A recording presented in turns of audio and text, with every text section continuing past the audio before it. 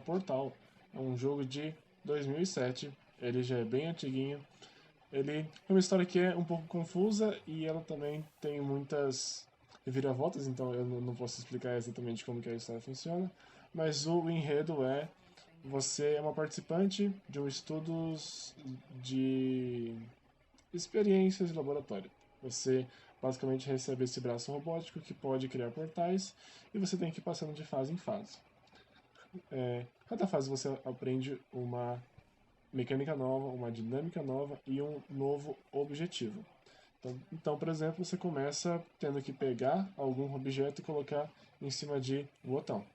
Por exemplo, aqui no exemplo do vídeo, aquele bloco ali, eu coloco um portal ali embaixo, entro por um, saio pelo outro, pego o objeto e coloco no botão. Começa bem simples, começa bem dinâmico e uma inteligência artificial vai conversando com a gente durante todo o jogo.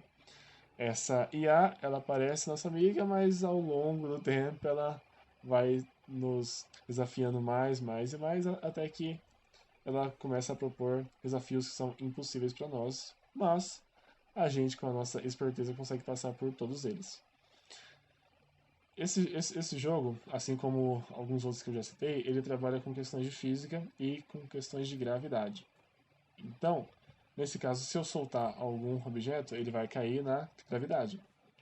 Ele vai cair por causa da força da gravidade, aliás.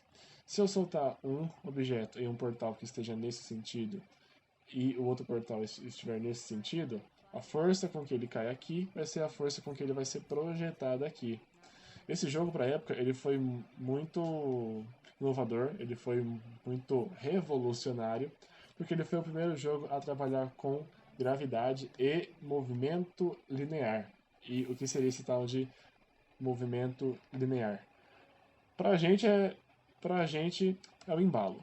É, a grosso modo é isso. Lembra aquele exemplo que eu dei com o bloco que se eu soltar ele em um portal assim, ele vai sair assim? O mesmo serve para nós. Se o nosso personagem cair de uma certa altura em um portal que está nesse sentido, quando ele for sair no outro portal que está nesse sentido, ele vai ter um impulso, ele vai ter um embalo. Aquele movimento de queda, ele é convertido e transformado nesse impulso. E essa mecânica para a época era muito boa. Até hoje em dia, na verdade, é muito boa essa mecânica, é muito divertida essa mecânica e ela é muito desafiadora. Como eu disse, de fase em fase você vai aprendendo uma mecânica nova, um objetivo novo, e a cada fase você tem que usar a sua criatividade. Porque apesar dos primeiros estágios, apesar das primeiras fases parecerem fáceis, ao longo do tempo você vai ter que pensar em outro jeito que não seja o jeito que a fase quer com que você faça. Como assim? A fase vai te dar um caminho. Você tem que ir daqui até aqui, do A até o B. Só que se você seguir do A até o B, você não vai conseguir. Você tem que pensar em um outro jeito.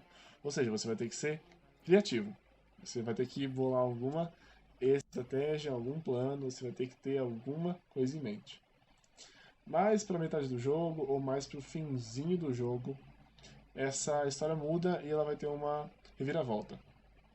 Que eu não vou contar exatamente como que isso acontece e por que que isso acontece, mas o jogo ele passa a ser, ele para de ser de fases, ele para de ter um objetivo muito simples e muito claro para um escape room. Escape room é aquela dinâmica que você é colocado em um lugar e você tem que resolver vários enigmas e puzzles para solucionar o mistério e sair daquele lugar. Então, o Portal trabalha todas essas coisas, em física, gravidade, criatividade. Ele vai, mais pro final do jogo, ele vai ter também essa parte de escape room. E esse jogo, ele é muito divertido. É bom a gente ver que por mais que um jogo ele tenha mais de 10 anos, ele continua tendo mecânicas, uma história e uma dinâmica muito boa, muito divertida.